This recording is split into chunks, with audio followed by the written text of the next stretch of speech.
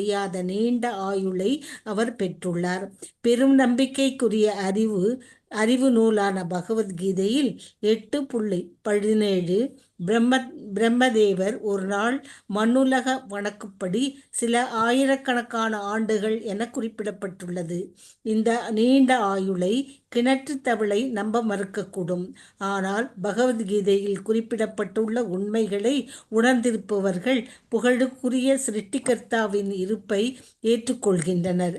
இப்பிரபஞ்சத்திற்குரிய பிரம்மதேவர் இதற்கப்பால் உள்ள பிரபஞ்சங்களுக்கு பொறுப்பாளர்களாக இருக்கும் மற்றெல்லா பிரம்மாக்களையும் விட இளையவரா என்பதும் இவர்களில் ஒருவரும் முழுமுதற் கடவுளுக்கு இணையாக முடியாது என்பதும் வேத நூல்களிலிருந்து அறியப்படுகிறது. முக்தி பெற்ற ஆத்மாக்களில் நாரத முனிவரும் ஒருவராவார். முக்தி அடைவதற்கு முன் சாதாரண ஒரு வேலைக்காரியின் மகனாக இருந்த அவர் முக்தி அடைந்ததும் நாரதர் என்று அறியப்பட்டார். நாரத முனிவர் ஏன் பரமபுருஷரை பற்றி அறிந்திருக்கவில்லை? பிரம்மதேவரை பரமபுருஷர் என்று அவர் ஏன் தப்பான அபிப்பிராயம் கொண்டிருந்தார் என்னும் கேள்விகள் எழக்கூடும். முக்தியடைந்த ஆத்மா ஒருவர் இத்தகைய தப்பான கருத்தால் குழப்பம் அடைவது இல்லை. அப்படியானால் அறிவு பற்றாக்குறையாக உள்ள சாதாரண மனிதனைப் போல் அக்கேள்விகளை நாரதர் ஏன் கேட்டார்? அர்ஜுனன் பகவானின் நண்பனாக இருந்தாலும் அவனிடத்தில் இத்தகைய குழப்பம் இருந்தது. அர்ஜுனன் அல்லது நாரதரை போன்றவர்களிடம் இருந்த இத்தகைய குழப்பம் பகவானின் விருப்பத்தால் உண்டானதாகும். இதனால் முக்தியடையாத பிறரும் கூட பகவானை பற்றிய உண்மையையும் அறிவையும் உணர முடியும். பிரம்மதேவர் சர்வசக்தி படைத்தவராக இருக்கக்கூடுமோ என்று நாரதரின் மனதில் உதயமான இச்சந்தேகம் முழுமுதற் கடவுளின் மீதான தவறான அபிப்பிராயம் கொள்ளாதிருப்பதற்காக கிணற்று தவளைகளுக்கு கொடுக்கப்பட்ட ஒரு பாடமாகும். பரமபுருஷர் எப்பொழுதும் பரம நிலையிலேயே இருக்கிறார். பொருளுரைகளில் பன்முறை நாம் நிரூபிக்க முயன்றிருப்பதைப் போல பிரம்மதேவரின் அந்தஸ்திற்கு இடமாக உள்ள ஜீவராசிகளும் கூட பகவானோடு ஒன்றானவர்கள் என்று கூறிக்கொள்ள முடியாது. புகழ்பெற்ற மனிதன் ஒருவன் இறந்த பின் அவனை கடவுளாக எண்ணி மக்கள் வழிபடுவதைக் கண்டு ஒருவன் ஏமாந்து விடக்கூடாது.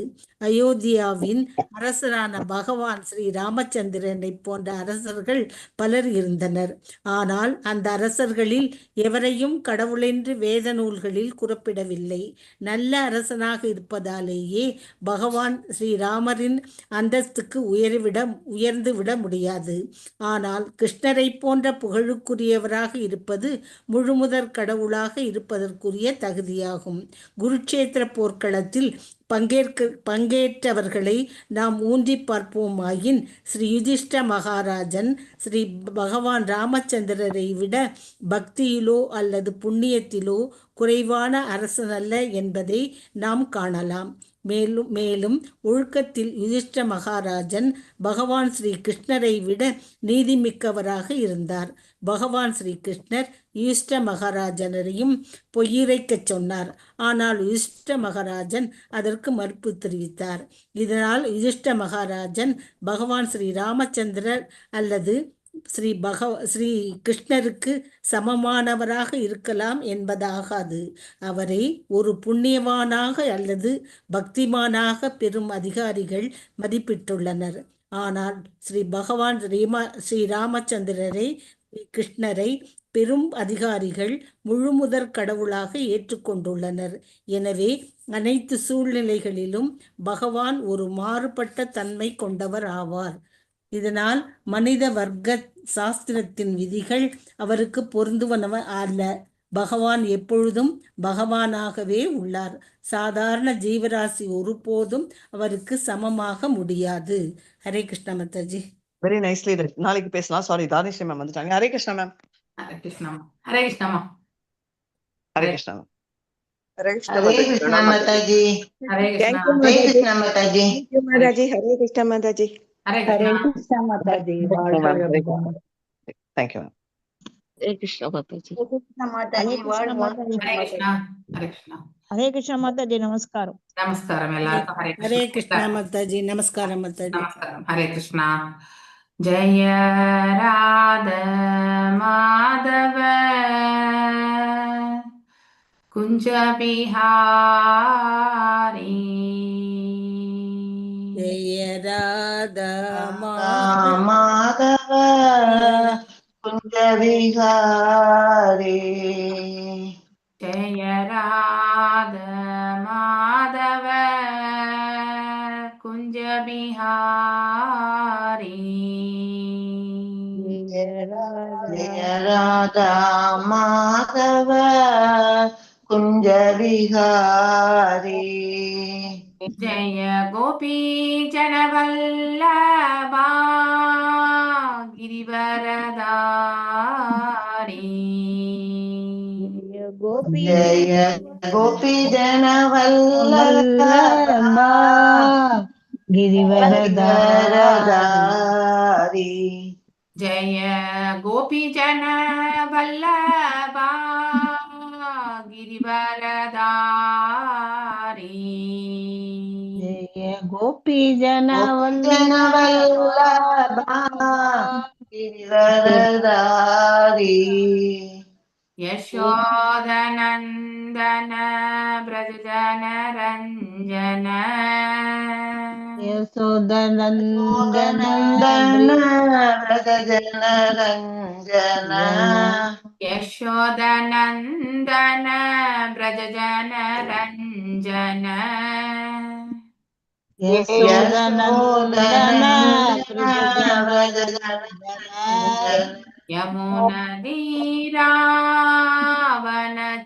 யமுனதீராவனச்சாரி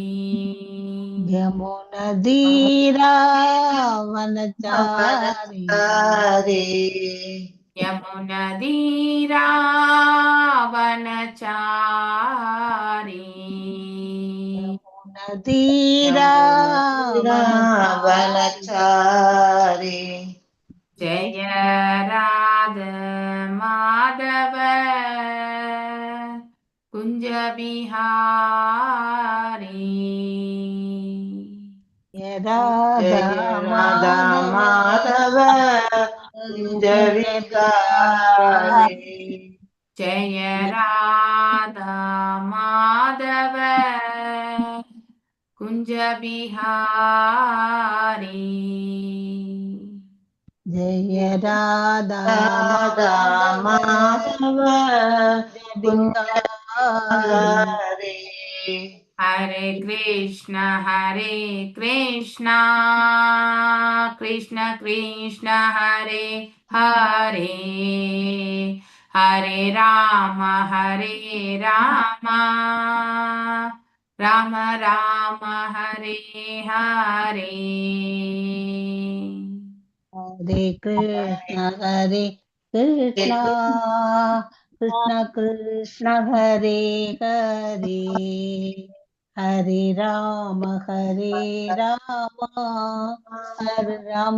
రామ ஹரே ஹரே ஹரே கிருஷ்ண கிருஷ்ண கிருஷ்ண ஹரே ஹரே ஹரே ராம ராம ஹரே ஹரே ஹரே கிருஷ்ண கிருஷ்ண ஹரே ஹரே ஹரே ராம ராம ஹரே ஹரே ஹரே கிருஷ்ண கிருஷ்ண ஹரே ஹரே ஹரே ராம ராம ஹரே ஹரே ஹரே கிருஷ்ண கிருஷ்ண ஹரே ஹரே ஹரே ராம ராம ஹரே ஹரே ஹரே ஹரே ஹரே கிருஷ்ணா எல்லாருக்கும். ஓகே, ஸோ நாம் இன்னைக்கு 4வது ஸ்லோகத்துல இருந்து படிக்கணும் இல்லையா? ஸோ 4வது அத்தியாயம். ஆமாங்க மாதாஜி, 4வது ஸ்லோகம்.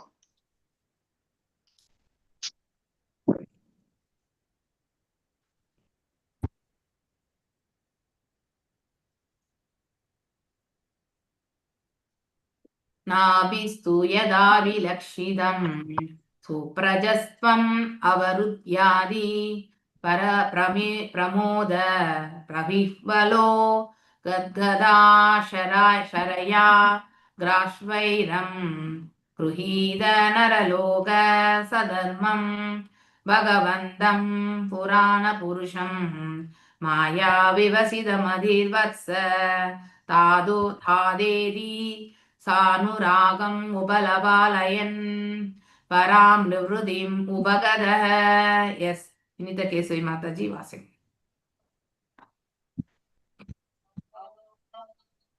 हरे कृष्णा माताजी. हरे कृष्णा. नाभिस्तु यथापि लिखितम् सुप्रजस्त्वम् अवरुत्यादि प्रमोद परविक्वलोकत्कथाक्षरया किरा स्वैरं गृहीत नरलोक सधर्मं भगवन्तं पुराणपुरुषं माया विवसित मतिर्वत्स ततोति सानुरागम् उपलालयन् परां निर्वृत्तिम् उपगतः. நாபி மன்னர் நாபி து உறுதியாக யதா அபிலாஷிதாம் அவரது விருப்பத்திற்கேற்ப சு பிரஜஸ்வதம் மிக அழகிய மைந்தன் அவ்ருத்திய பெற்று அதிபிரமோத மிகுந்த மகிழ்ச்சியில் பர அளவுக்கு மீறிய விக்வல உணர்ச்சி பயப்பட்டு கத்கத அக்ஷரையா மெய்மறந்த நிலையில் நடுங்கிய கிரா குரலுடன் ஸ்வைரம் அவரது சுதந்திரமான விருப்பத்தினால் கிரகீத ஏற்றுக்கொண்டார் நரலோக சதர்மம் ஒரு மனிதனைப் போல் நடந்து கொண்டு பகவந்தம் முழுமுதற் கடவுள் புராண புருஷம் உயிர்களிடையே மிகவும் பழமை ஆனவர் மாயா யோக மாயினால் விவசித குழப்பமுற்று மதி அவரது மனப்பான்மை வத்ச எனதருமை மகனே ததா என் உயிரே இதி இவ்வாறு ச அனுராகம் மிகுந்த பாசத்துடன் உபலாலயன் வளர்ந்து பராம் உன்னதமான நிர்விருத்திம் ஆனந்தம் உபகத அடைந்தார். மொழிபெயர்ப்பு அண்ட் பொருளுரை பை ஸ்ரீல பிரபுபாதாக்கு ஜெய். தான் விரும்பிய வண்ணமே நாபி மன்னர் ஒரு நிறைவான புதல்வனை பெற்றதினால் எப்போதும் உன்னத ஆனந்தத்தினால் உணர்ச்சி வயப்பட்டவராகவும் தன் புதல்வன் மீது மிகுந்த பாசம் உடையவராகவும் திகழ்ந்தார். மெய்மறந்த நிலையில் நடுங்கும் குரலில் அவர் தன் மைந்தனை எப்போதும் அன்பு மகனே, என் உயிரே என்று அழைத்தார். இம்மனப்பான்மையினை அவர் பரம புருஷ பகவானான பரம பிதாவினை தன் மைந்தனாக ஏற்றுக்கொண்டதினால் விளைந்த யோக மாயினால் ஏற்பட்டதாகும். பகவான் தனது முழு நல்லெண்ணத்தினால் ஒருவரது புதல்வனாவார். அனைவரிடமும் ஒரு சாதாரண மனிதனை போன்றே பழகினான். இவ்வாறு மன்னர் நாபி தன் உன்னத மைந்தனை மிகுந்த பாசத்துடன் வளர்க்கத் தொடங்கினார். மேலும் அவர் உன்னத ஆனந்தம், மகிழ்ச்சி மற்றும் பக்தியினால் உணர்ச்சி வயப்பட்டவராக திகழ்ந்தார். பொருளுரை. மாயா என்னும் சொல் இங்கு மாயை என்னும் பொருளில் பயன்படுத்தப்பட்டுள்ளது. முழுமுதற் கடவுளை தனது மைந்தனாக கருதியமையினால் நாபி மன்னன் உறுதியாக மாயை வயப்பட்டிருந்தார் என்றாலும் அது உன்னத மாயை ஆகும். இம்மாயை கண்டிப்பாக தேவைப்படுகிறது. இல்லையேல் பரம பிதாவினை எவ்வாறு ஒருவர் தனது மைந்தனாக ஏற்றுக்கொள்ள முடியும்? கிருஷ்ண பகவான் அன்னை யசோதாவிற்கும் நந்த மகாராஜாவிற்கும் மைந்தனாக தோன்றுகிறார். இப்பக்தர்கள் தங்கள் மைந்தனை முழுமுதற் கடவுளாக கருத முடியாது. உறவிற்கு ஊறுவினை ஏனெனில் அந்த எண்ணம் தந்தை மகன் என்னும் அவர்களது அன்பு உறவிற்கு ஊறுவினை விளைத்துவிடும். ஹரே கிருஷ்ண மாதாஜி. தேங்க்யூ மாதாஜி. ஹரே கிருஷ்ண மாதாஜி. எஸ், நெக்ஸ்ட் ஸ்லோகம். விதிதானுராகம் ஆபௌர பிரகிருதி ஜனபதோ ராஜாநாபிராத்மஜம் சமயசேது ரக்ஷாயாம் அபிஷிஷ்ய பிரஹமனேஷு பனிதாவ சஹ மேருதேவ்யா விஷாலாயாம் பிரசன்ன நிபுனேன தாபசா சமாதி யோகேன நரநாராயணாக்கியம் பகவந்தம் வாசுதேவம் உபாசீனா காலேன தன்மஹிமானம் அவாப. எஸ், வாசிங்க மாதாஜி. யாருங்க மாதாஜி? நீங்க தான் வாசிங்க. ஹரே கிருஷ்ண மாதாஜி. விதிதானுராகம் ஆபௌர பிரகிருதி ஜன பதோ ராஜாநாபிர் ஆத்மஜம் சமயசேது ராட்சாயாம் அபிஷிக்ஷ்ய பிராஹ்மணேஷு பனிதாய சக மேருதேவ்யா விஷாலாயாம் பிரசன்ன நிபுனேன தபாச சமாதி யோகேன நரநாராயணாக்கியம் பகவந்தம் வாசுதேவம் உபாசீன காலேன தன்மகிமானம் அவாப. ஒரே ஒரு செகண்ட் மாதாஜி. ஹரே கிருஷ்ண மாதாஜி.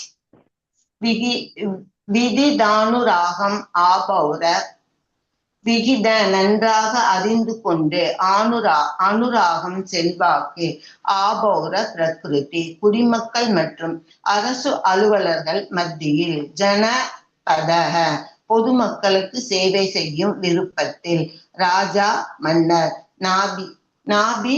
நாபி ஆத்மஜம் அவர் மைந்தன் சமய சேது ரட்சாயாம் சமய வாழ்க்கையின் தேவ நெறிகளுக்கு ஏற்ப மக்களை முறையாக பாதுகாப்பதற்கு அபிஷிச்சய முடிசூட்டுதற்கு பிராமணேஷு கற்றறிந்த அந்தணர்களுக்கு உபநிதாய ஒப்படைத்து சக உடன் மேருதேவ்யா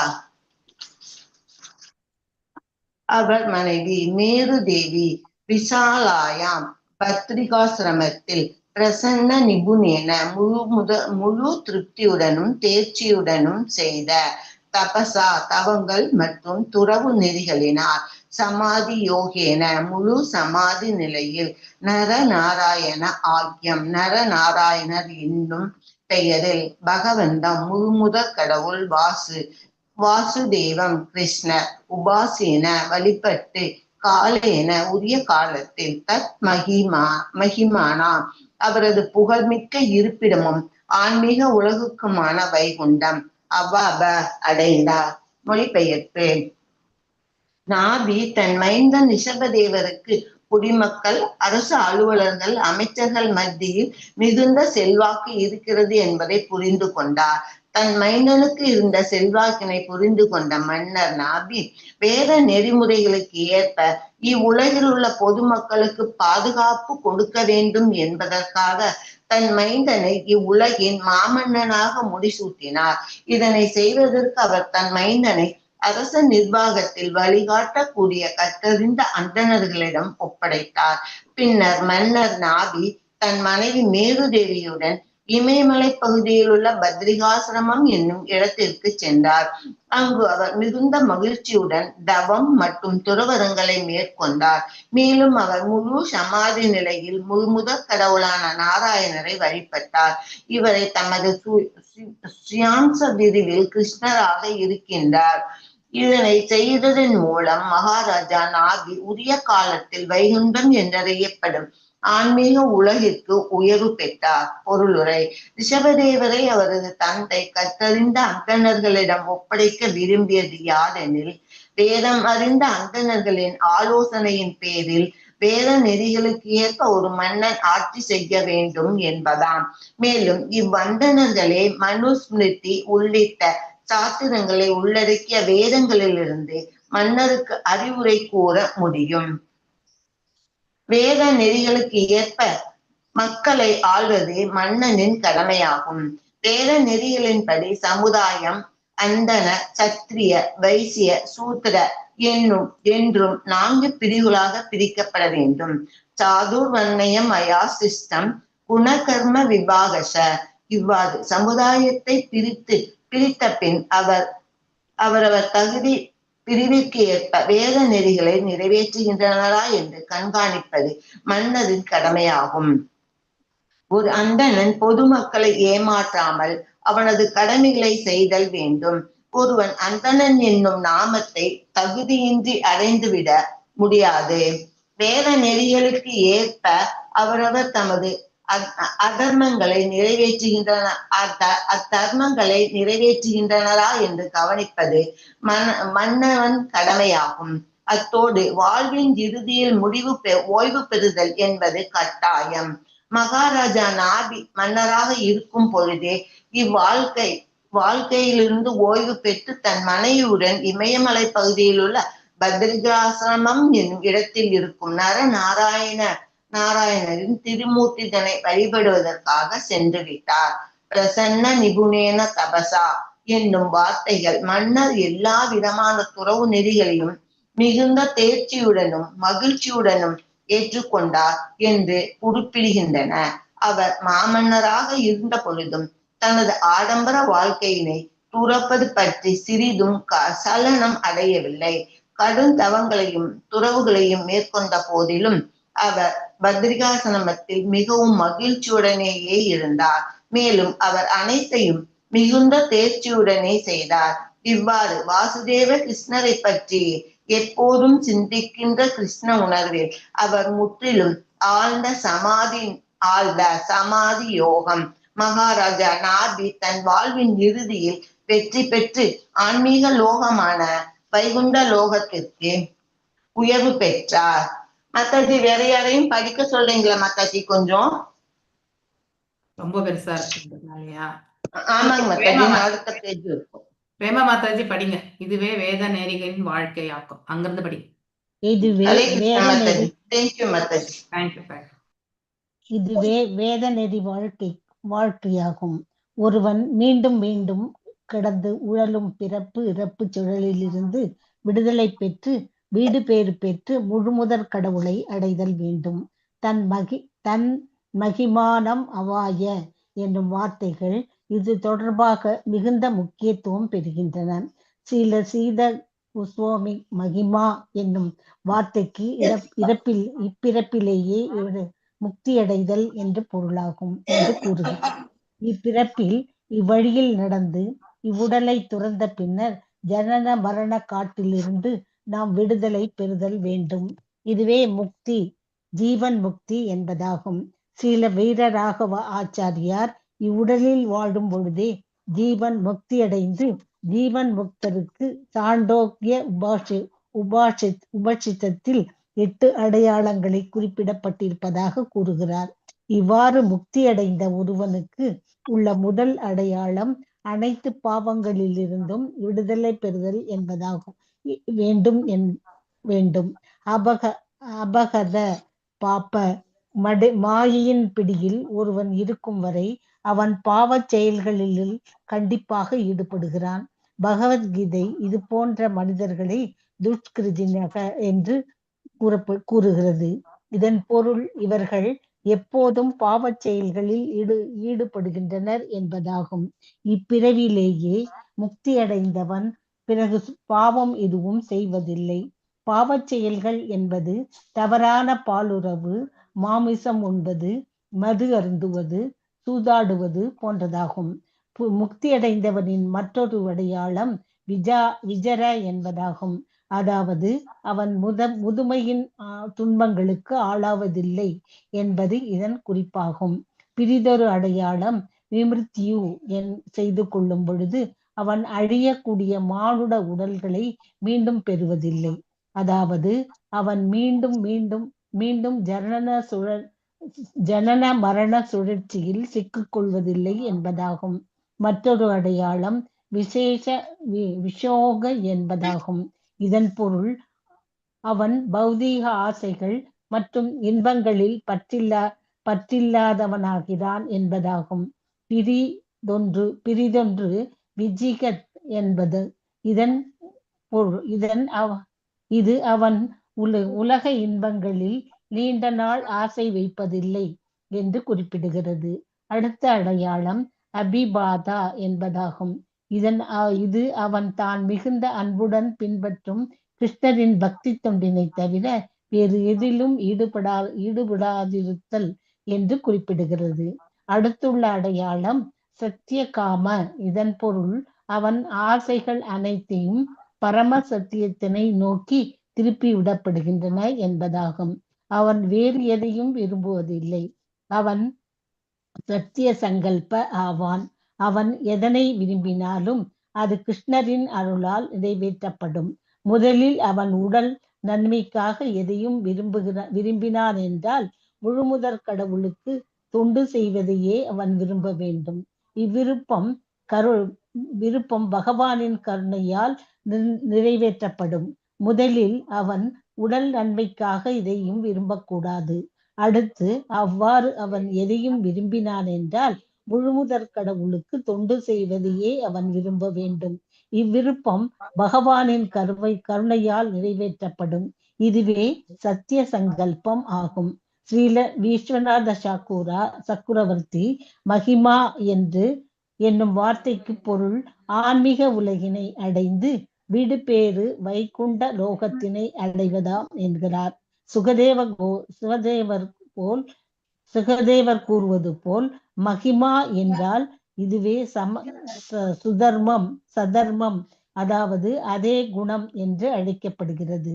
கிருஷ்ணர் எவ்வாறு பிறப்பதும் இறப்பதும் இல்லையோ அதுபோல் முழுமுதற் கடவுளை அடைந்த அவர் பக்தர்களும் பௌதீக உலகில் மீண்டும் மீண்டும் பிறப்பதில்லை. ஹரே கிருஷ்ணா மாதாஜி. தேங்க்யூ. ஹரே கிருஷ்ணா மாதாஜி. ஹரே கிருஷ்ணா. ஓகே,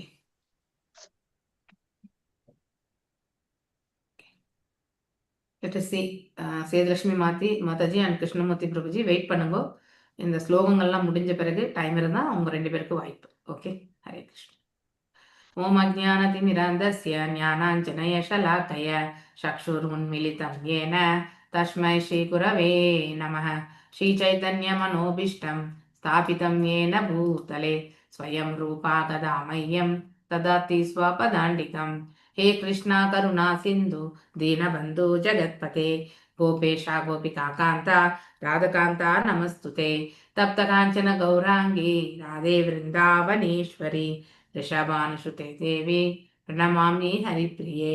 वाञ्छकल्पतरुभ्यश्च कृपा सिन्धुभ्येव च पतितानां पावनेभ्यो वैष्णवेभ्यो नमो नमः. जय श्री कृष्ण चैतन्य प्रभु नित्यानंद श्री अद्वैत गदाधर श्रीवासादि गौर भक्त वृंद. हरे कृष्णा कृष्णा कृष्णा हरे हरे, हरे राम राम राम हरे हरे. मूगं करोति वाचालं भंगुं लंघायते गिरिं यत्कृपातमहं वन्दे परमानन्दमाधवं श्रीकृष्ण चैतन्य ईश्वरं. ஓகே, நம்ம இன்னைக்கு 4, 5, 6 ஸ்லோகங்கள் பார்க்கலாம். ஸோ டைம் இருந்தால் அடுத்த 2 ஸ்லோகங்களையும் பார்க்கலாம். ஓகே, ஹரே கிருஷ்ணா மாதாஜி, வாழ்க வளமுடன். தேங்க்யூ பிரபுஜி. Hare Krishna. Same to you பிரபுஜி. நாபிஸ்து யதா விலக்ஷிதம் சுப்ரஜஸ்வம் அவருத்யாதி பிரமோதா பிரஹ்விவலோ கத்கதாஷரயா கிராஷ்மைரம் கிரஹீத நரலோக சதர்மம் பகவந்தம் புராண புருஷம் மாயா விவசிதமதிர்வக்ஸதாதேதி சானுராகம் உபலாலயன் பராம் நிவృத்திம் உபகதஹ. ஸோ இப்போ நாபி மன்னருடைய செயல்களை பார்க்குறோம். இந்த இடத்துல தான் விரும்பிய வண்ணமே நாபிய மன்னர் ஒரு நிறைவான புதல்வனை பெற்றதினால் எப்பொழுதும் உன்னத ஆனந்தத்தினால் உணர்ச்சி வசியப்பட்டவராகவும் தன் புதல்வன் மீது மிகுந்த பாசமுடையவராகவும் திகழ்ந்தார். ஸோ இது நம்ம 2 நிலைகள்ல கூட எடுத்துக்கலாம். ஒன்று பௌதீக நிலையில எடுத்துக்கலாம், இன்னொன்று ஆன்மீக நிலையில எடுத்துக்கலாம். ஸோ அதாவது அனைத்துமே நாம உணரப்படுவது பௌதீக நிலையில தான் நம்ம முதல்ல பார்க்கிறோம் இல்லையா. ஆன்மீக தளத்துல நமக்கு பயிற்சி பெறும்பொழுது மட்டும்தான் அந்த ஆன்மீக கண்ணோட்டத்திற்கே செல்கின்றோம். ஸோ அவர் அதாவது தன்னுடைய மைந்தர் பகவானுடைய அம்சமாக அவதரிப்பார் என்ற வரத்தை அவர் பெற்றதால பிறந்திருந்த மைந்தனுமே இல்லையா, இந்த ரிஷபதேவருமே அனைவரோட சமநோக்கு, அதுக்கப்புறம் அதாவது எவ்வாறு வந்து செயல்படணும் அப்படிங்கிறது எல்லாமே எல்லாரிடத்துலையுமே அன்பு பாராட்டி இல்லையா அந்த மாதிரி செயல்களில் ஈடுபட்டதுனால அவனுடைய மேன்மையான குணங்களை கண்டு நாபி மன்னர் வந்து ஆனந்தம் கொள்கிறார். இது வந்து வெறுமனே, அதாவது அவர் ஒரு சாதாரண பிள்ளையாக பிறந்திருந்து ஒரு பிள்ளை இவ்வாறு இருந்தாலும் நம்ம பௌதிக தளத்திலிருந்து நோக்கும் பொழுது ஒரு பெற்றோருக்கு வந்து கண்டிப்பாக ஆனந்தம் என்பது இருக்கும். ஆனால் அது இக்காலகட்டத்துல மிக மிக குறைவு இல்லையா? ஆனா அந்த காலகட்டங்கள்ல இருந்தது. மேலும் இதுல ஒரு பிளஸ் பாயிண்ட் என்னன்னா, பகவானுடைய அம்சமாக வந்து தனக்கு மகன் வந்து பிறந்தான் என்பதை உணர்ந்து அவருடைய செயல்கள் அனைத்தும் பக்குவமாக இருப்பதை கண்ட நாபி மன்னர் மிகவும் ஆனந்தம் கொள்கிறார். இது வந்து பேரானந்தத்திற்கு சம்பந்தம். ஆக்சுவலி இது வந்து இந்த பிறவிக்கான ஆனந்தம் கிடையாது. அதாவது பேரானந்தம் என்பது பகவானோட சம்பந்தப்படுத்தி பார்க்கக்கூடிய அனைத்துமே வந்து பேரானந்தம் தான். ஓகே, அது சிறியதாக இருக்கட்டும் பெரியதாக இருக்கட்டும், நமக்கு நிலையான ஆனந்தம், அது நித்தியமான ஆனந்தம் இல்லையா? ஸோ அந்த நித்தியமான ஆனந்தத்தை யாராலுமே வந்து நம்ம கிட்ட இருந்து பிரிக்க முடியாது. ஆனா நார்மலா நம்ம அன்றாட வாழ்க்கையில் ஏற்படக்கூடிய ஆனந்தம் எல்லாமே தற்காலிகமானது இல்லையா, அந்தந்த சூழலுக்கு. ஆனால் பகவானோட சம்பந்தப்பட்ட எந்த ஒரு ஆனந்தமுமே வந்து நித்தியமான ஆனந்தம். இங்கே தன்னுடைய பிள்ளை பகவானுடைய அம்சத்தை கொண்டு பிறந்து அவருடைய உயர்வான குணங்களை எல்லாம் வந்து புகழ கேட்கறது, அவருடைய செயல் நடத்தையில பார்க்கும் பொழுது ரிஷபதேவருடைய அந்த செயல்களை வந்து நாபி மன்னர் வந்து பேரானந்தம் கொள்கிறார். ஸோ இனிமே வருத்தப்பட தேவையில்லை. எப்போ இந்த மாதிரி ஒரு சாட்டிஸ்பாக்சன் வரும்னா, ஒரு பிள்ளை வந்து தாய் தந்தையருடைய வார்த்தைகள்ல இருக்கக்கூடிய அர்த்தத்தை புரிந்து கொண்டு அதற்கேற்றவாறு அவனுடைய செயல்களை அவன் பக்குவமாக அமைத்துக் கொள்ளும் பொழுது அதை கண்டு பெற்றோர்கள் வந்து ஆனந்தம் கொள்கிறார்கள் இல்லையா? ஆனால் அதை விடுத்துட்டு நம்ம, அதாவது குருட்டுத்தனமா பிள்ளைகள் நம்மள பேசுறத அக்செப்ட் பண்ணிக்கணும்னு நாமளும் நினைக்க கூடாது, பிள்ளைகளும் அவ்வாறு செய்யக்கூடாது. அவ்வாறு என்ன ஆகும்னாக்கா, நம்ம எல்லா சமயங்கள்லயுமே கரெக்டான விஷயங்கள் தான் நம்ம செய்யறோமான்றது கேரண்டி கிடையாது. அதையே நாம வந்து நம்ம பிள்ளைகளுக்கு திணிக்கும் பொழுது அவங்களுமே அதே தவறை செய்வார்கள். அதனால இறைவன் நம்ம மனசை வந்து நிலைத்து நம்முடைய பிள்ளைகளை வளர்த்து வர வேண்டிய அந்த பாதை இறைவனிடத்துல யாசித்து பெற வேண்டும். ஸோ அவ்வாறே நாம செயல்படணும். இப்ப எவ்வாறு நாபி மன்னருக்கு வந்து பகவானுடைய அம்சத்தை கொண்டு ஒரு குழந்தை பிறந்ததோ இல்லையா, ஸோ அவரும் வந்து வளர்ந்து எல்லோரிடத்திலுமே நல்ல ஒரு நிலையில இருக்கக்கூடிய அந்த தன்மையை அவரால் நோக்க, அதை பார்த்து ஆனந்தம் கொள்ளக்கூடிய அந்த விஷயத்தை வந்து ஏற்படுத்துகிறதோ, இனிமேல் நாட்டை பற்றியோ மகனை பற்றியோ கவலைப்படாமல் அவர் என்ன பண்றார், பிராமணர்களுடைய பாதுகாப்புல வந்து மகனை வந்து விட்டு செல்கிறார். அதுதான் நாம் இந்த ஸ்லோகங்கள்ல வாசிக்கிறோம் இல்லையா? தன் புதல்வன் மீது மிகுந்த பாசமுடையவராகவும் திகழ்ந்தார். எப்பொழுது குழந்தை வந்து தந்தை பேச்சை கேட்டு புரிந்து கொண்டு செயல்படுகிறதோ அப்படிப்பட்ட பிள்ளை வந்து தந்தையால் வந்து எப்பொழுதுமே அன்பும் அரவணைப்புமே அதிகமாக கொடுக்கக்கூடிய அந்த நிலை செல்லும். அதே தான் இந்த இடத்துல நாபி மன்னருமே வந்து அதாவது ஆனந்தம் கொள்கிறார். மெய் மறந்த நிலையில் நடுங்கும் குரலில் அவர் தன் மைந்தனை எப்பொழுதும் அன்பு மகனே, என் உயிரே என்று அழைத்தார். அப்படின்னா அந்த இடத்துல என்ன இருக்கு, பகவானுடைய அம்சத்தை கொண்டு பிறந்ததால அவர் வந்து பகவானாகவே வந்து தன்னுடைய மகனை வந்து திருப்தி கொள்கிறார் இல்லையா? ஆனால் அந்த இடத்துல பகவானிடத்துல நாம என்ன பேசுவோம், ஆக்சுவலி பகவானிடத்துல நாம் அவருடைய தாசனாக பேசுவோம், இல்ல அதாவது மாதுரியம் மற்றும் வாத்சல்யத்துல இருந்து பார்க்கும் பொழுது அப்போ நாம இந்த மாதிரி வந்து அன்பு மகனே, என் உயிரே அப்படின்னு சொல்லிட்டு பகவானை நாம அழைக்கலாம் வாத்சல்ய பாவத்துல. இம்மனப்பான்மையினை இதெல்லாம் நம்ம படிக்கிறது எதுக்குன்னா, நாமளும் வந்து பக்தி பண்ணும் பொழுது இந்த மாதிரியான விஷயங்களை மனதில் கொண்டு செயலாற்றும் பொழுது அந்த பக்குவம் வந்து முழுமை அடைகிறது. இல்லைன்னா அது வந்து நிறைவு பெறுவது என்பது காலம் கடக்கும். ஓகே, இம்மனப்பான்மையினை அவர் பரமபுருஷ பகவானான பரமபிதாவினை தன் மைந்தனாக ஏற்றுக்கொண்டதினால் விளைந்த யோக மாயினால் ஏற்பட்டதாகும். இதுவுமே அவர் வந்து மகாமாயிலிருந்து பேசல, யோக மாயிலிருந்து பேசுறார். அதாவது ஆன்மீக தளத்திலிருந்து பேசுகின்றார். சோ பகவான் அந்த முழு நல்லெண்ணத்தினால் ஒருவரது புதல்வனாக அவரிடமும் ஒரு சாதாரண மனிதனை போன்றே பழகினார். சோ மேலும் இவ்வாறு மன்னர் நாபி தனது உன்னத மைந்தன் மிகுந்த பாசத்துடன் வளர்க்க தொடங்கினார். மேலும் அவர் உன்னத ஆனந்தம், மகிழ்ச்சி மற்றும் பக்தினால் பரவசப்பட்டவராக திகழ்ந்தார். கண்டிப்பாக இந்த பரவசம் என்று எப்போது வரும்னா, ஒருவர் வந்து ஆன்மீக நிலையில வந்து இருக்கும் பொழுதுதான் இந்த பரவச நிலை வரும். ஓகே, நம்ம பௌதிக தளத்திலிருந்து நாம செயல்பட்டோம் என்றால் அங்கே ஏற்படக்கூடியதும் ஆனந்தம் தான். ஆனால் அது தற்காலிகமானது, இது நித்தியமானது, எப்பொழுதும் இருக்க வல்லது என்பதை நாம தெரிஞ்சுக்கணும். மாயா என்னும் சொல் இங்கே மாயை என்னும் பொருளில் பயன்படுத்தப்பட்டுள்ளது. சோ அதாவது முழு முதற் கடவுள் தனது மைந்தனாக கருதியமையால் மன்னர் நாமி உறுதியாக மாயை வயப்பட்டிருந்தார் என்றாலும் அவரது அது உன்னத மாயை ஆகும். அப்படின்னா யோக மாயை என்று நாம எடுத்துக்கொள்ளணும். அப்படின்னா அவருக்கு யார் என்று தெரியும் இல்லையா? அதனால பகவான் தான் என்பது தெரிந்து அவரையே மகனாக பெற்றெடுத்தால் நமக்கெல்லாம் அந்த மாதிரி ஒரு வாய்ப்பு கிடைச்சா நாமெல்லாம் எப்படி இருப்போம் இல்லையா?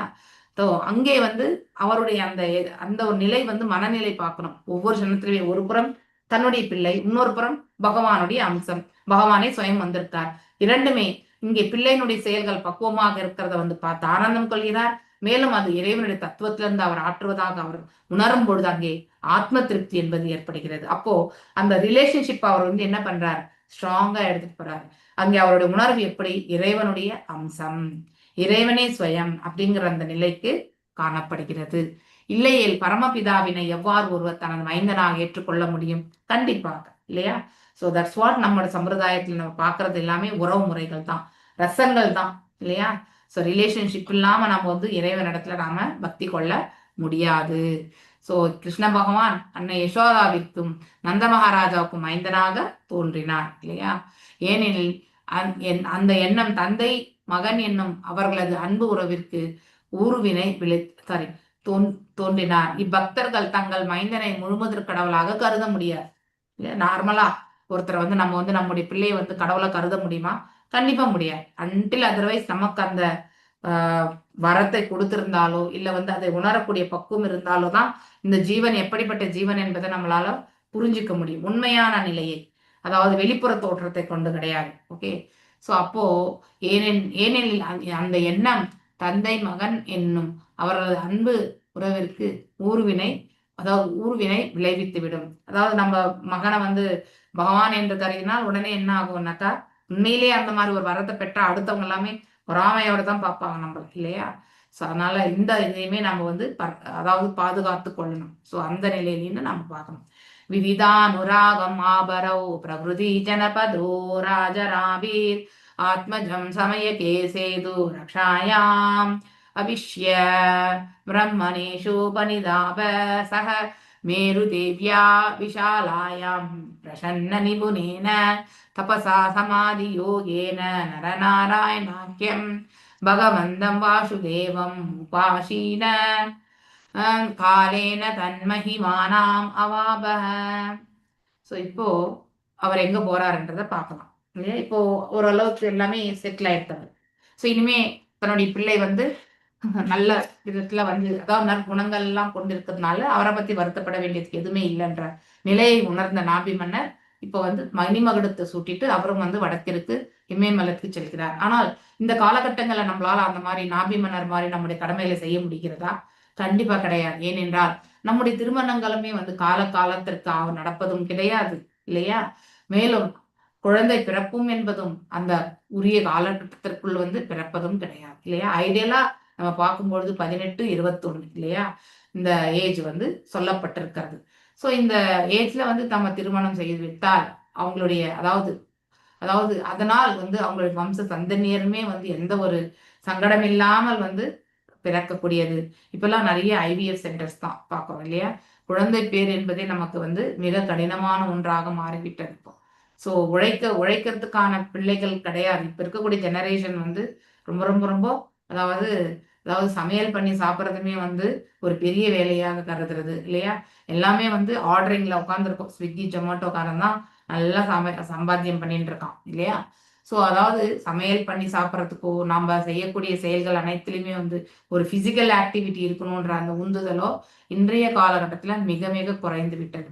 அப்படிப்பட்டவங்களுடைய அவங்க நாளைக்கு பேரண்ட்ஸ் ஆனா அவங்களுக்கு எப்படிப்பட்ட பிள்ளைகள் மேலும் பிறக்கும் என்பதை நாம மிகப்பெரிய கேள்விக்குறியோட தான் பார்க்கணும். இப்பவே நம்மளால அதை உணர முடிகிறது இல்லையா? அதனால நாம வாழ்ந்த அந்த வாழ்க்கையை காட்டிலுமே நம்முடைய பிள்ளைகளுக்கு அவ்வளவு அதாவது யதார்த்தமான வாழ்க்கை கிடையாது. உள்ளதை உணரக்கூடிய அந்த பக்குவத்தை வழங்கக்கூடிய அந்த ஏற்றுக்கொள்ளக்கூடிய மனப்பக்குவமற்ற நிலையில் தான் எல்லாமே ஃபுல் மாயை. எவ்வளவு நம்ம என்ன சொல்லுவாங்க, சொபஸ்டிகேட்டட்னு சொல்லுவாங்க இங்கிலீஷ்ல. அதாவது நம்ம கம்ஃபர்ட்டா உட்கார்ந்துக்கிறது, கம்ஃபர்ட்டா செயல்படுறது எல்லாமே வசதியா இருக்கணும். கரெக்ட். அதாவது நம்ம எவ்வளவு நம்ம நம்முடைய வாழ்க்கை தரத்தை உயர்த்தினோம் என்ற பெயர்ல வந்து நம்ம பௌதீகத்தை நம்ம எவ்வளவு நம்ம ஸ்ட்ராங்கா பிடிச்சுக்கிறோமோ அவ்வளவுமே நம்ம வாழ்க்கையில சங்கடங்கள் தான். எங்கே அறப்பழக்கங்களோடு தன்னுடைய கடமைகளை ஆற்றப்படுகிறதோ அவங்க வந்து நிம்மதியாக இருப்பார்கள் இல்லையா? அதை நாம நன்னா தெரிஞ்சுக்கணும். இங்க நாபி மன்னன் மைந்தன் நாபி தன் மைந்தன் ரிஷபதேவருக்கு குடிமக்கள், அரசு அலுவலர்கள், அமைச்சர்கள் மத்தியில் மிகுந்த செல்வாக்கு இருக்கிறது என்பதை புரிந்து கொண்டார். தன் மைந்தனுக்கு இருந்த செல்வாக்கினை புரிந்து கொண்டவனர் நாபி வேத நெறிமுறைகளுக்கு ஏற்ப இவ்வுலகில் உள்ள பொதுமக்களுக்கு பாதுகாப்பு கொடுக்க வேண்டும் என்பதற்காக தன் மைந்தனை இவ்வுலகினுடைய மாமன்னனாக முடிசூட்டினார். அப்படின்னா எம்பரர். ஓகே, சோ எம்பரர்னா சக்கரவர்த்தி, அந்த இதுல வந்து மணிசூட்டி இருக்கார். இதனை செய்வதற்கு அவர் தன் மைந்தனை அரசு நிர்வாகத்தில் வழிகாட்டக்கூடிய கற்றறிந்த அந்தணர்களிடம் ஒப்படைத்தார். அதன் பிறகு பின்னர் அவர் என்ன பண்ணார்? தன் மனைவி மேருதீவுடன் இமயமலை பகுதியில் உள்ள பத்ரிகாசிரமம் என்னும் இடத்திற்கு சென்றார். சோ அங்கே சென்று அவர் என்ன பண்றார்? புல்லன் புல் வந்து பகவான் மீது பக்தி தொண்டு புரிகின்றார். ஓகே, அங்கு அவர் மிகுந்த மகிழ்ச்சியுடன் தவம் மற்றும் துறவு நெறிகளை எல்லாம் மேற்கொண்டார். மேலும் அவர் முழு சமாதி நிலையில், அப்படின்னா இறைவனோட சம்பந்தத்தை ஏற்படுத்திய நிலையில் முழு முதற் கடவுளான நாராயணரை வந்து வழிபட்டார். இவரே தமது சுவாம்ச விரிவில் கிருஷ்ணராக இருக்கின்றார். இதனை செய்ததன் மூலம் மகாராஜா நாபி உரிய காலத்தில் வைகுண்டம் என்று அறியப்படும் அந்த ஆன்மீக உலகிற்கு உயர்வு பெறுவார் என்று சொல்லப்பட்டிருக்கு.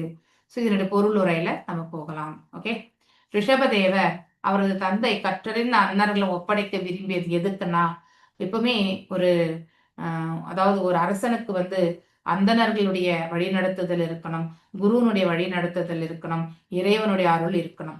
இந்த 3 இருந்தால் மட்டும்தான் அவங்களால வந்து தெய்வீகமான நிலையிலிருந்து அவங்களால அரசாட்சி புரிய முடியும். இந்த 3ல எது ஒண்ணு நமக்கு கிடைக்கலனாலும் அவங்களுடைய அரசாட்சி வந்து மேன்மையாக இருக்காது.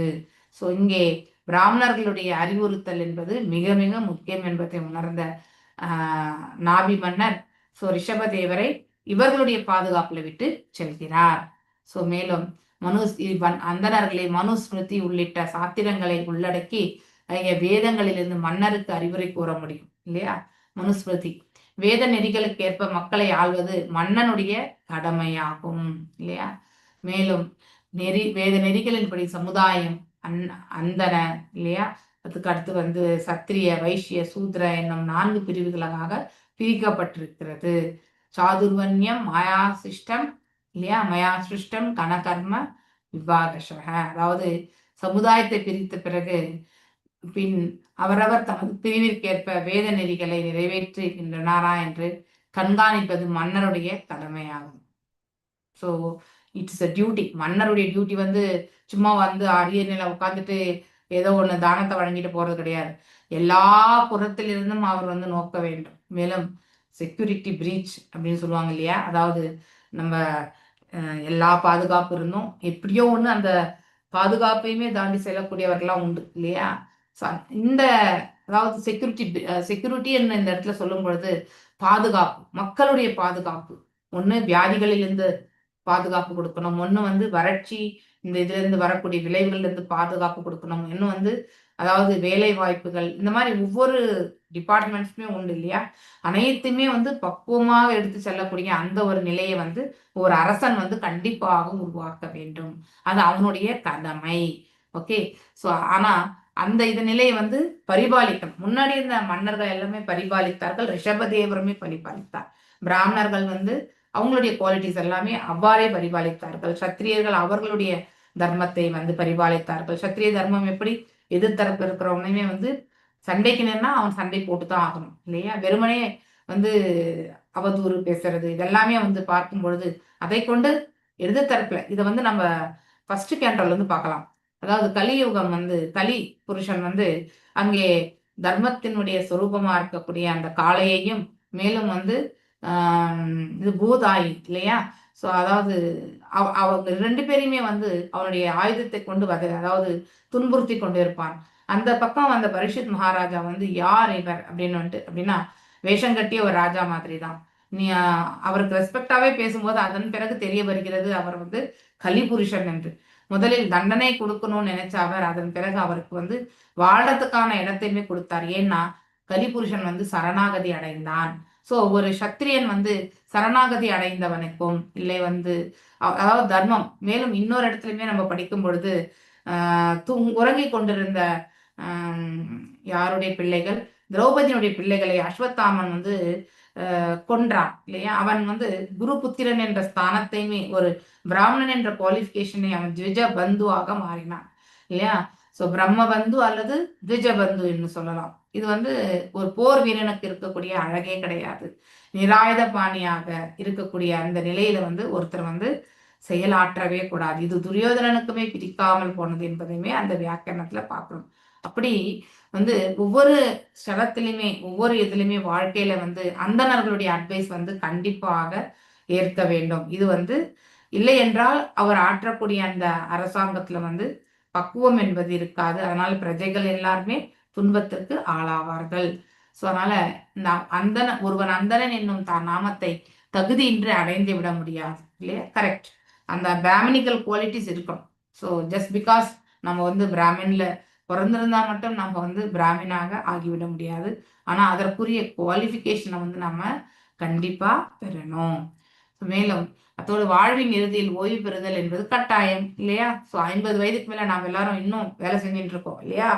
ஏன் சொல்லுங்க, நம்ம பிள்ளைகளுக்கு நம்ம காலகாலத்துல செய்ய வேண்டியது செய்ய முடியாத நிலையில இருக்கும். இவன் தான் செய்யணும்னு நினைச்சா கூட செய்ய முடியாத நிலை. ஒண்ணு கல்வி இல்லையா. கல்வியே அவங்க முடிக்கிறதுக்கு 22, 23 வயசாகி விடுகிறது.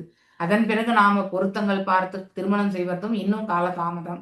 அதன் பிறகு அவர்களுடைய பிள்ளை பேரு, அதுலயுமே ஃபேமிலி பிளானிங்னு வச்சிருந்தாங்கனாக்கா அது எத்தனை நாளுன்னு தெரியாது. ஸோ இப்படி வயோதிக 40 வயசுல ஒரு ஆணுக்கு வந்து குழந்தை பிறந்தா அந்த குழந்தை 20 வயசுலயே வந்து அதாவது 10 வயதுலயே வந்து என்ன நாலேஜ் வந்து அந்த தகப்பன் கொடுப்பார் இல்லையா. கண்டிப்பாக கொடுக்க முடியாது. வாழ்க்கைக்கான அறிவுரைகளை அந்த தகப்பனால கொடுக்கவே முடியாது 10 வயது பிள்ளைக்கு. ஸோ அவன் ஒரு 20 வயது ஆகணும்னா அது வரைக்கும் 60 வயசு வரைக்கும் அந்த அப்பா வந்து உழைக்கணும். அப்பதான் அந்த 20 வயது பிள்ளைக்கு வந்து அவரால் வந்து எல்லா தேவைகளையுமே பூர்த்தி செய்ய முடியும். இது பிராக்டிக்கலா நம்ம நடந்து கொண்டு இருக்கக்கூடிய விஷயங்கள் தான் இல்லையா. என்னதான் நம்ம பொறுப்புகள் எல்லாமே பிள்ளைகளுக்கு வழங்கினாலும் சரி ஓகே இதெல்லாம் கரெக்டா நடக்கக்கூடிய வீட்டுல வந்து நம்ம இத பொறுப்புகளை அவங்க கிட்ட கொடுத்தா அதை கரெக்டா பண்ணிடுவாங்களா? கண்டிப்பா கிடையாது இல்லையா.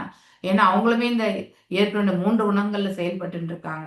ஸோ அதற்கும் வழிநடத்துதல் என்பது கொடுக்கறதுக்கு சிறிது காலம் நாம துணையோடு இருக்கணும். அப்பதான் அவர்களுமே வந்து பக்குவம் பெறுவார்கள். ஸோ இவ்வாறே தான் வந்து அதாவது மன்னர் நாபி வந்து தன்னுடைய பிள்ளையை வந்து நல்லா வளர்த்தார் இல்லையா. ஸோ அதனால அவருடைய செயல்களை எல்லாம் கண்டு அவர் பக்குவத்தை கண்டு தான் இல்லை என்றாலும் வந்து ரிஷபதேவர் வந்து ஆண்டு விடுவார் அப்படிங்கிற ஒரு கான்பிடன்ஸ் வந்து அவருக்கு ஒரு நம்பிக்கை வந்து அதனாலதான் அவர் பிராமணர்களுடைய மத்தியில வந்து விட்டு போனார். ஸோ அவருடைய அறிவுரை வந்து கண்டிப்பா தேவை. பிரசன்ன நிபுணே தபசா என்னும் வார்த்தைகள் மன்னர் எல்லா விதமான துறவு நெறிகளையும் மிகுந்த தேர்ச்சியுடனும் மகிழ்ச்சியுடனும் ஏற்றுக்கொண்டார் என்று குறிப்பிடுகின்றன. Yes, he got self contained இல்லையா. சுய திருப்தி. ஒருத்தருக்கு சுய திருப்தி பௌதிக வாழ்க்கையில கண்டிப்பா இருக்கணும். பௌதிக வாழ்க்கையில இல்லைன்னா நாம மேலும் மேலும் வந்து தவறுகளை தான் இழைப்போம். பேராசை வந்து கட்டுப்படுத்த முடியாது இல்லையா. ஸோ அதனால எதை கொண்டும் திருப்தி கொள்ளக்கூடிய மனசு வந்து இந்த அதாவது மனிதனாகப்பட்டவனுக்கு கண்டிப்பாக தேவை. அது அதாவது நாபி மன்னர் அதை ஆல்ரெடி அடைந்து விட்டார். ஏனென்றால் நல்ல ஒரு மகனை ஈன்றதால் அவர் வந்து ஆட்சியில வந்து நல்ல விதத்துல செயல்படுவார் என்பதை அவருக்கு நம்பிக்கை இருந்தது. அதனாலதான் அவருமே வந்து திருப்தி கொள்கிறார் இந்த இடத்துல. நல்லா அதாவது தன்னுடைய மகனையே விட்டு பிரிந்து அவர்கள் வந்து வடக்கு நோக்கி சென்றார்கள், இமயத்தை நோக்கி. அங்கே பத்ரிகம் ஆசிரமத்துக்கு சென்றார்கள். அவர் மாமனராக இருந்த பொழுது தனது ஆடம்பர வாழ்க்கையை துறப்பது பற்றி சிறிதும் சலனம் அடையவில்லை இல்லையா. இதே மாதிரிதான் யுதிஷ்ட மகாராஜாவும் செய்தார் இல்லையா. சோ எப்போ பகவான் வந்து இந்த பிரபஞ்சத்தை விட்டு கோலோகத்துக்கு சென்று விட்டார் என்ற செய்தி அவர் கேட்டதோ அந்த க்ஷணமே அவர் வந்து துறவு உடையை எடுத்து அவருமே கிளம்பி போயிடுறார். தன்னுடைய மனைவிக்கோ இல்ல வந்து தம்பிமார்களுக்கோ எதையுமே சொல்லாம கிளம்பிடுறார். அவரையே பின்பற்றி அவருடைய தம்பிமார்கள் எல்லாருமே கிளம்புறாங்க அதுக்கப்புறம் இல்லையா. அப்படிப்பட்ட ஒரு மன உறுதி ஒருத்தருக்கு இருக்கணும். எதுமற்ற நிலை இருந்தாலும் அதை ஏற்றுக்கொள்ளக்கூடிய பக்குவம் இருக்கணும். இப்ப எதுவுமே இல்லாம பெரிதாக அச்சீவ் பண்ணும்போது நமக்கு ஆனந்தம் பெறும் இல்லையா. ஆனா அந்த பெரியதாக வந்து நம்ம அடைந்த பிறகு அதை விட்டு நம்ம சிறியதான ஒரு இடத்துக்கு வரணும்னா நம்ம மனசு கண்டிப்பா ஒத்துக்காது. நம்முடைய அதாவது உயர்வான ஒரு நிலைக்கு நாம் அட்ஜஸ்ட் ஆன பிறகு நம்முடைய வசதிகள் வந்து குறைவான இடத்திற்கு வரும் பொழுது அதை நம்ம ஏற்றுக்கொள்றதுக்கான மனசு வரவே வராது. ஸோ இந்த இடத்துல நாபி மன்னர் வந்து அரசனாக இருந்து அவர் வந்து தன்னுடைய மகனுக்கு மணிமகுடம் சூட்டி விட்டு வந்து வடக்கு நோக்கி செல்லும் பொழுது எதுவுமே இல்லை இல்லையா. ஆனாலும் அங்கே பத்ரிகாசிரமத்துல போய் மன நிறைவோட வந்து அந்த இடத்துல என்ன பண்றார், ஆக்சுவலி இஸ் டூயிங் த தபஸ் இல்லையா. சோ மேலும் அவர் மாமன்னராக இருந்த பொழுது தனது ஆடம்பர வாழ்க்கையை துறப்பது பற்றி சிறிதும் சலனம் அடையவில்லை. கடுந்தவங்களையும் துறவுகளையும் மேற்கொண்ட போதிலும் அவர் பத்ரிகா ஆசிரமத்தில் மிகுந்த மகிழ்ச்சியில் இருந்ததாக சொல்லப்பட்டது. மேலும் அவர் அனைத்தையும் மிகுந்த மகிழ்ச்சியுடனே வந்து தேர்ச்சியுடனேயே செய்தார். இவ்வாறு வாசுதேவ கிருஷ்ணரை பற்றி எப்பொழுது சிந்திக்கின்ற கிருஷ்ண உணர்வில் அவர் முற்றிலும் ஆழ்ந்து, அதாவது மகாராஜா நாபி தன் வாழ்வின் இறுதியில் வெற்றி பெற்று ஆன்மீக லோகமான வைகுண்ட லோகத்திற்கு வந்து உயர்வு பெற்றார். சோ அவருடைய தவ வாழ்க்கையில வந்து இந்த நிகழ்வு நிகழ்ந்தது என்று இந்த இடத்துல மேற்கோள் காட்டப்படுகிறது. இதுவே வேதநெறி, அதுதான் வேதநெறியுடைய வழியாகும். ஆனா இந்த காலகட்டத்துல அப்படி தேரணும்னா ஐ திங்க் ஒரு 2% பெற்றோர்களோட அந்த நிலையில் இருக்க மாட்டாங்க. எல்லாம் நம்ம எல்லாருமே பிள்ளைகளுக்கு 28, 30, 35 வயசு வரைக்குமே திருமணம் ஆகாம இல்லையா, அவங்க 35 வயசுல திருமணம் ஆகி அதன் பிறகு ஈவன் பெண்கள் கூட 32 வயசு வரைக்கும் இருக்காங்க. எல்லாம் பார்த்தீங்கன்னா அப்ராடு அலையன்சஸ். ஸோ அவங்களுடைய லெவலு, அவங்க எதுக்காக வாழ்றாங்கன்றதே புரிஞ்சிக்காம வாழ்ந்துட்டு இருக்கக்கூடிய தன்மை இல்லையா.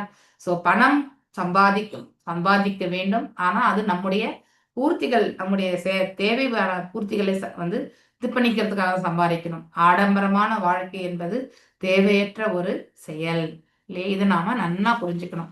ஸோ இவ்வழியில் நடந்து இவ்வுடலை துறந்த பின்னர் ஜனன மரண கட்டிலிருந்து நாம் விடுதலை பெறுதல் வேண்டும். அதற்கு நாம அதாவது ஒருவன் மீண்டும் மீண்டும் கிடந்து உழலும் பிறப்பிறப்பு சுழற்சியில் இருந்து விடுதலை பெற்று வீடு பேறு பெற்று முழுமுதல் கடவுளை அடைதல் வேண்டும். இதுதான் வந்து முதன்மையான இலக்கும் கூட, அதுதான் ஆரம்ப கட்ட இலக்கும் கூட.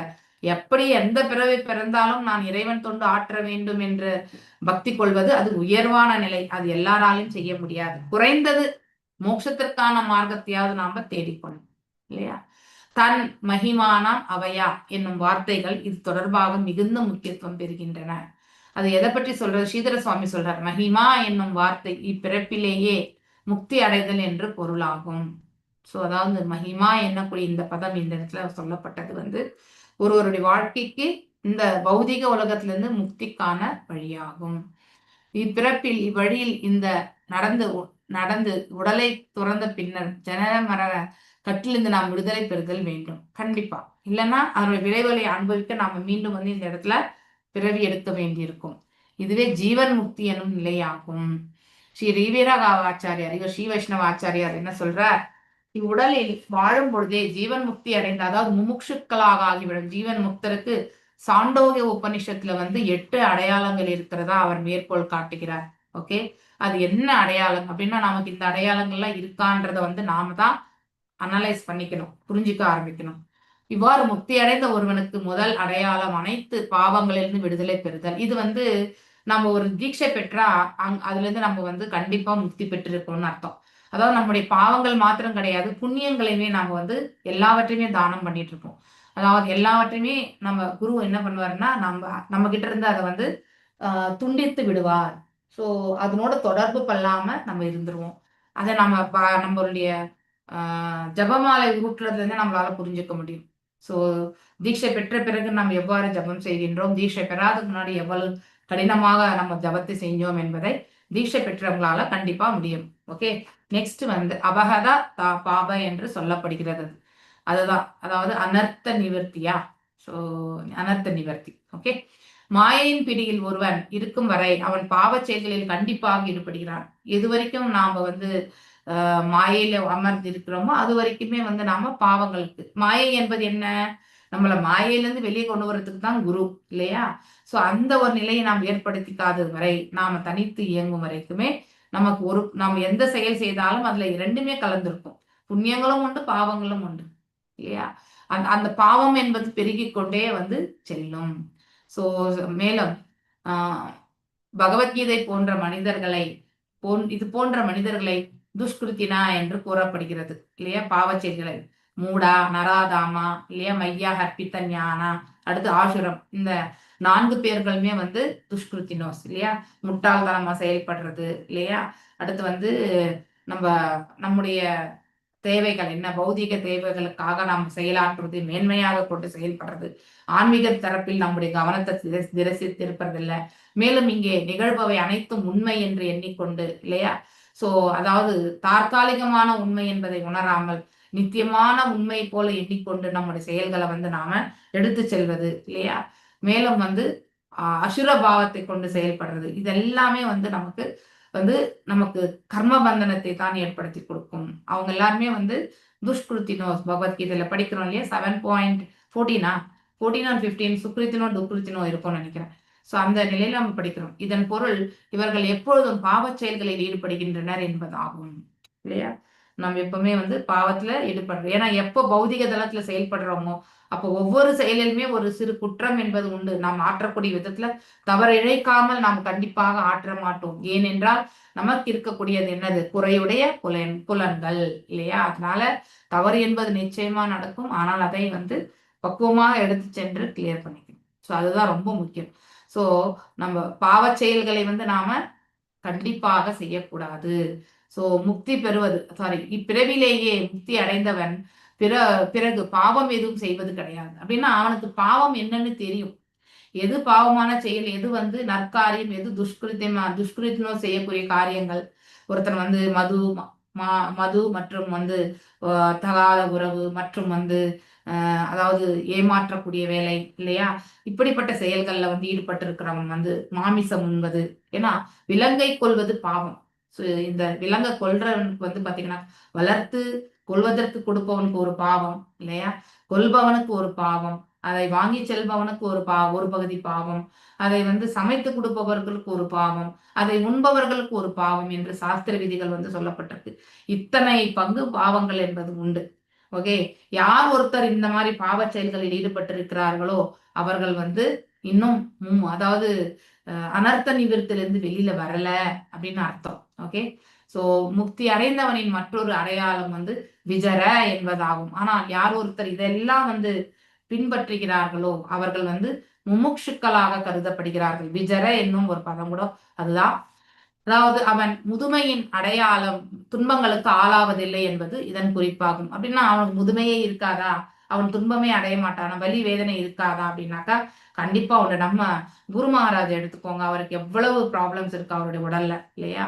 2 டிரான்ஸ்பிளான்டேஷன், அதோட வந்து அவருடைய மற்ற விஷயங்கள், ஸ்ட்ரோக், இதெல்லாமே நம்ம பார்க்கிறோம். ஆனாலும் அவர் என்ன பண்றாரு, ஹி ப்ரீச்சஸ் இல்லையா. அவர் இன்றைக்கு வரைக்குமே அவர் வந்து அடுத்தவங்களுக்கு உபதேசித்து கொண்டிருக்கிறார். அவர் பேசுறதே நமக்கு வந்து அவர் நார்மலா இருந்த போது பேசிய பேச்சுக்கும் இப்ப அவர் பேசக்கூடிய பேச்சுக்குமே வந்து நம்மளால வித்தியாசத்தை கண்டுபிடிக்க முடியும். இருந்தும் அவர் எப்பொழுதும் இறைவனை பற்றியான செய்திகளிலே அவர் வந்து ஈடுபட்டு கொண்டிருக்கிறார்.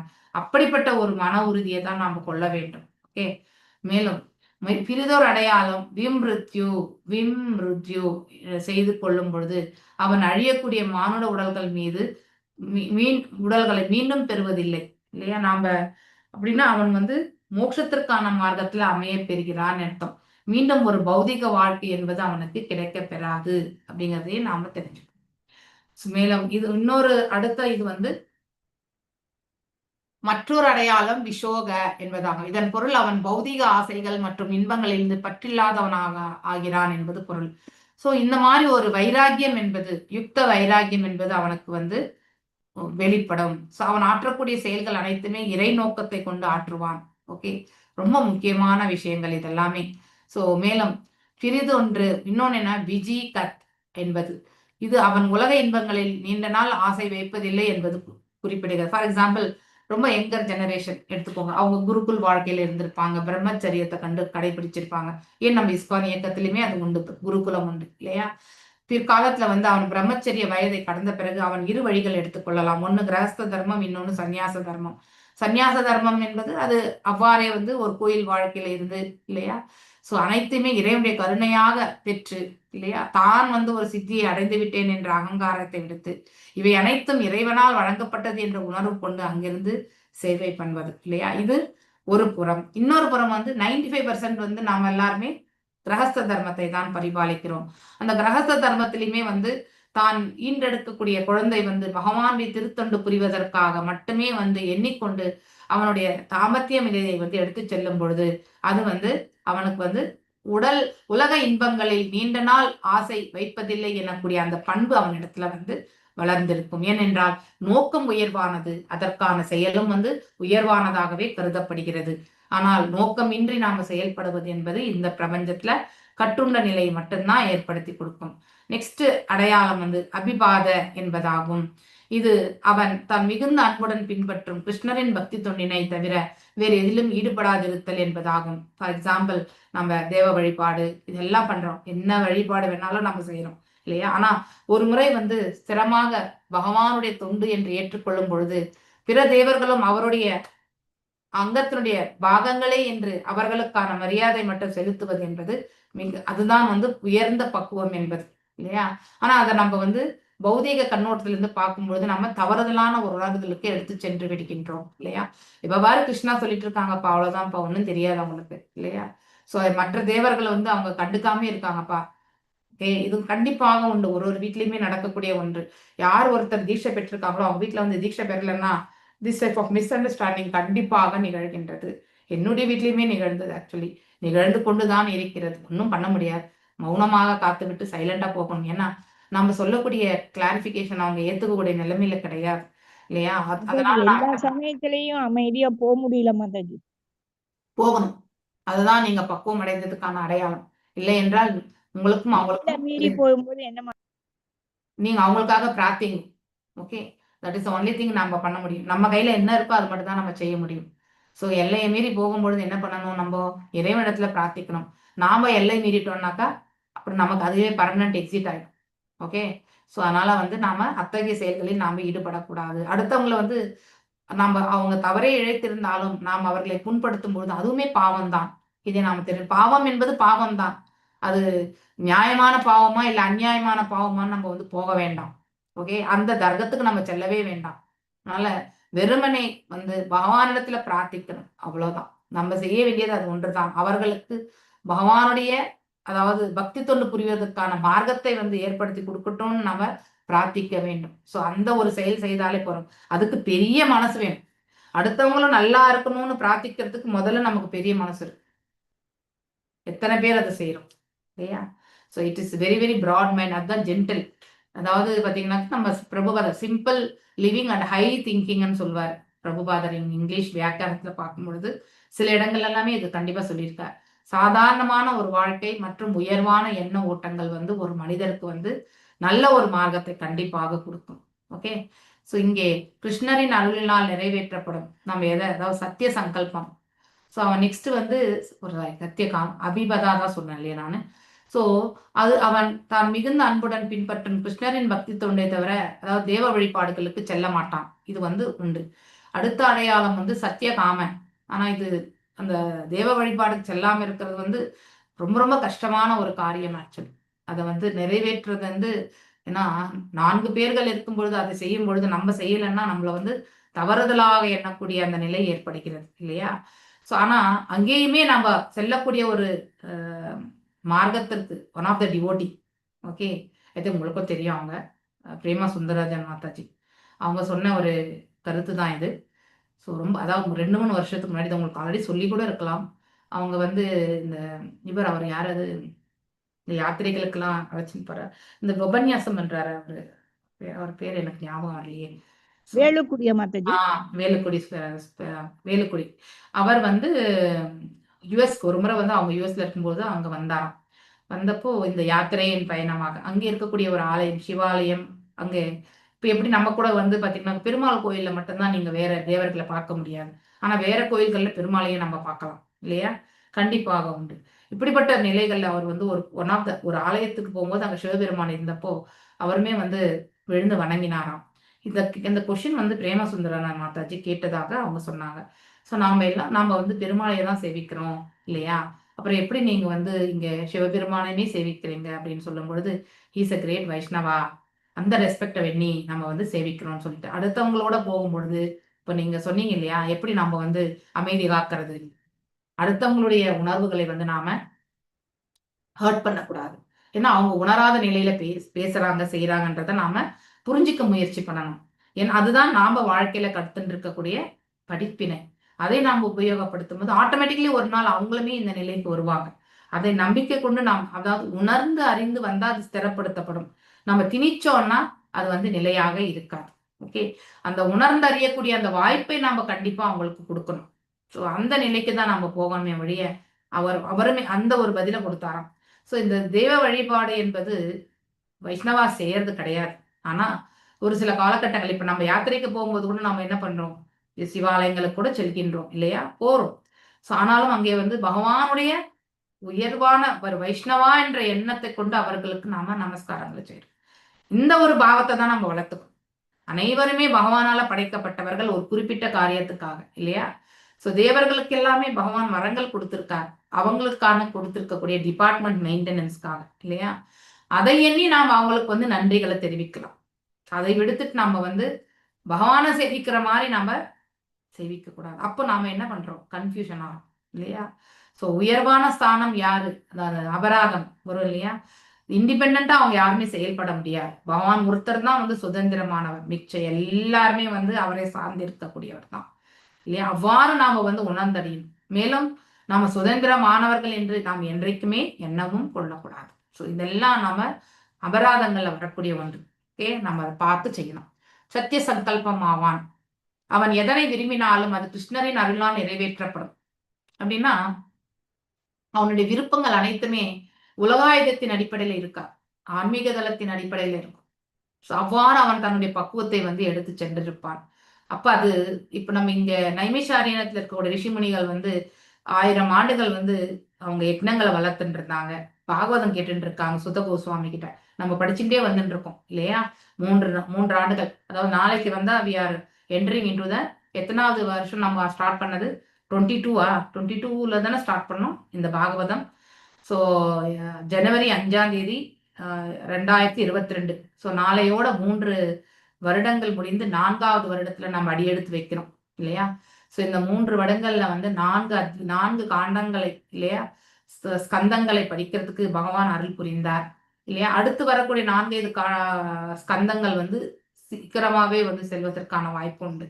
ஸோ நம்ம அதிகமாக வந்து படிக்கக்கூடிய காலகட்டம் வந்து 10வது காண்டத்திற்கு தான் ஒதுக்க வேண்டியிருக்கும். ஓகே, ஸோ அப்படி நம்ம இந்த கடவுளுக்கு நம்ம எல்லாமே செய்யக்கூடிய செயல்கள் சங்கல்பமே வந்து இந்த உலக நன்மைக்கானது என்று செய்யப்படணும். ஸோ அங்கே சௌனக் ரிஷிகள் தலைமையில இருக்கிறவங்க கூட வந்து அந்த செயல் தான் செய்தாங்க. அங்கே ஒவ்வொருத்தருமே வந்து கேள்வி கேட்கக்கூடிய இதுவுமே வந்து அல்டிமேட் பெனிஃபிட். நம்ம பரிஷத் மகாராஜா கூட வந்து சுகதேவ கோஸ்வாமி கிட்ட என்ன கேட்கிறார், மரணிக்க தருவாயில் இருக்கக்கூடிய ஒரு ஜீவனுக்கு வந்து இருக்கக்கூடிய கடமை என்ன, மேலும் இந்த பிரபஞ்ச நன்மைக்கான செயல்கள் தான் என்ன அப்படின்லாம் கொஸ்டின் கேட்கிறார். எதை நாம கேட்க வேண்டும், எதை நாம சொல்ல வேண்டும், எதை நாம தவிர்க்க வேண்டும், எதை நாம பேசக்கூடாது, எதை நாம் செயல்படுத்தக்கூடாது, இப்படி எல்லா கொஸ்டின் எல்லாமே வந்து சுகதேவ கோஸ்வாமி கிட்ட யாரு, பரிஷித் மகாராஜா கேட்கிறார். இதெல்லாமே பொதுவானது. இந்த மாதிரியான விஷயங்களை நாம கேட்கும் பொழுது எதை நாம கேட்க வேண்டும், எதை நாம விடணும், இதெல்லாமே நம்ம பக்குவத்திற்கு எடுத்து செல்லும். ஸோ அந்த இதுதான் வந்து சத்திய சங்கல்பம் என்பது. ஸோ சங்கல்பம் என்பது நாம அப்போ புரோகிதர்கிட்ட வந்து சதுர் புருஷார்த்தங்களுக்கு செய்யக்கூடிய சங்கல்பம் வந்து கிடையாது. அது எல்லாமே நம்ம செய்ய வேண்டிய அவசியமே கிடையாது. வெறும் இந்த பாகவத தர்மத்தை நம்ம பின்பற்றும் பொழுது அதுக்கான விளைவுகள் எல்லாமே வந்து பகவான் பார்த்துப்பார் என்று நம்ம எடுத்துட்டு மனசார பகவானை சேவிச்சு நம்ம முன்னேறி சென்றாலே போறோம் இல்லையா. சோ அந்த ஒரு இவ்விருப்பம் முதலில் அவன் உடல் நன்மைக்காக எதையும் விரும்பினான் என்றால் முழுமுதற் கடவுளுக்கு துண்டு செய்வதே அவன் விரும்ப வேண்டும் இல்லையா. சோ அதுதான் இப்ப உங்களுக்கு சொன்னது. எந்த ஒரு ஜீவனமே நல் பாதையில் செல்கின்றான் என்றால் அவன் இந்த பிரபஞ்ச நன்மைக்காகவும் தான் அறவழியில வந்து செல்லக்கூடிய அந்த நிலைக்கு அவன் எடுத்து செல்ல வேண்டும் என்ற ஒரே ஒரு சங்கல்பத்தை மட்டும் தான் வச்சிருப்பான். அதையுமே அவன் சங்கல்பமாக செய்யவில்லை, பிரார்த்தனைகளாக செய்யும். பிரார்த்தனைகள் வந்து நம்மளை வந்து பந்தப்படுத்தாது, அடுத்தவர்களுக்காக செய்யறதுதான் பிரார்த்தனை இல்லையா. சொன்னால் நம்மளை வந்து பந்தப்படுத்தாது. ஆனா சங்கல்பம் என்பது நம்மளை வந்து பந்தப்படுத்தும். எந்த ஒரு பௌதீக சங்கல்பமே நம்ம அதனுடைய விளைவுகளுக்கு வந்து பந்தப்படுகிறோம். அதனாலதான் சங்கல்பம் எனக்கூடிய ஒன்றை நாம பௌதிக தளத்திலிருந்து செய்யவே கூடாது. அப்படின்னா பௌதிக ஆசைகளுக்கு செய்யக்கூடாது, அது மிக தவறு. எனக்கு இது நடந்தா நான் இதை செய்யறேன், இது நடந்தா இது செய்யறேன் அப்படின்னு நம்ம வேண்டுதலை வந்து கண்டிப்பாக வைக்கக்கூடாது இல்லையா. எதையுமே எதிர்கொள்ளக்கூடிய அதாவது திறனை தான் நம்ம வந்து வளர்த்துக்கணும், மனதிடத்தை வளர்த்துக்கணும். அடுத்து வருவது அவன் எதையும் விரும்பினான் என்றால் முழுமுதற் கடவுளுக்கு தொண்டு செய்வதைத்தான் அவன் விரும்ப வேண்டும். அவனுக்கு விருப்பம் என்று ஒன்றிருந்தால் அது இறைவனுக்கு தொண்டாற்றுவது ஒன்று மட்டும்தான் இருக்கணும். இதுவே சத்திய சங்கல்பம் ஆகும். ஸ்ரீல விஸ்வநாத சக்கரவர்த்தி தாகுரார் சொல்றார், ஆக்சுவலி மகிமா என்னும் வார்த்தைக்கு பொருள் ஆன்மீக உலகினை அடைந்த வீறுபேறு பெற்று வைகுண்ட லோகத்தினை அடைவதாம் என்று சொல்லப்படுகிறது. இது இன்னொரு ஆச்சாரியாருடைய உணர்தல். இது வரைக்கும் நம்ம வீரராக ஆச்சாரியாருடைய இதுவை படிச்சோம், அவருடைய உணர்தலை படிச்சோம். இப்போ நம்ம படிக்கிறது விஸ்வநாத சக்கரவர்த்தி தாகுராருடைய உணர்த்துதல். மேலும் சுகதேவ கோஸ்வாமி கூறுவது போல மகிமா என்ற பொருள் இதுவே சதர்மம், அதாவது என்பதாம், அதாவது அதே குணம் என்று அழைக்கப்படுகிறது. கிருஷ்ணர் எவ்வாறு பிறப்பது இறப்பதில்லையோ அது போல முழுமுதற் கடவுளை அடைந்த அவரது பக்தர்களும் இந்த பௌதீக உலகில் மீண்டும் பிறப்பது கிடையாது. ஓகே, நான் இன்றைக்கு இதோட நிறுத்துறேன். ஸோ பேசிக்கலி நாம் எதெல்லாம் செய்யணும்ன்றத ஃபர்ஸ்ட் தெரிஞ்சுக்கணும், எதெல்லாம் செய்யக்கூடாது என்பதை பற்றியும் தெரிஞ்சுக்கணும் இல்லையா. அதற்கேற்றவாறு நம்முடைய செயல்களை எல்லாம் நாம பக்குவப்படுத்திக்கணும். அதுதான் ரொம்ப ரொம்ப முக்கியமானது. ஓகே, வேற ஏதாவது டவுட்ஸ் இருக்கா? ஹரே கிருஷ்ணா. ஹரே கிருஷ்ணா மாதாஜி. மாதாஜி, அண்ணன் என்னோட அண்ணா நேத்து இறந்துட்டாருங்க மாதாஜி. அவரோட ஆத்மா சாந்தி அடைய எல்லாரும் ஒரு தடவை ஹரே கிருஷ்ணா சொல்லிடலாங்க மாதாஜி. கண்டிப்பா எல்லாரும் ஹரே கிருஷ்ணா சொல்லுங்க. அந்த ஆத்மா இறைவனுடைய திருவடிகளை சேரணும்னு நினைச்சிட்டு ஹரே கிருஷ்ணா ஹரே கிருஷ்ணா கிருஷ்ணா கிருஷ்ணா ஹரே ஹரே ஹரே ராமா ஹரே ராமா ராம ராமா ஹரே ஹரே. அவர் இறைவன் திருவடி. ஹரே கிருஷ்ணா. அப்பா டிசம்பர் 3ஆம் தேதி தான் இறந்தாருங்க மாதாஜி. 31 நாள் தான் ஆகுது. நேத்து அண்ணன் இறந்துட்டாருங்க மாதாஜி.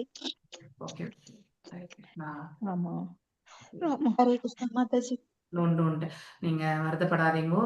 ஓகே, பகவானுடைய அருளினால் அவர்களுடைய பகவான் அவங்களுடைய ஆத்மா இறைவனிடத்துல சேர்றதுக்கான பிரார்த்தனைகளை மட்டும் நீங்க எவ்வளவு சாண்டிங் பண்றீங்களோ அவங்களுக்கு நன்மையான பாதை கிடைக்கும். மரணித்த பிறகும் இந்த ஒரு நிலையை நாம அவங்களுக்கு கொடுக்க முடியும்.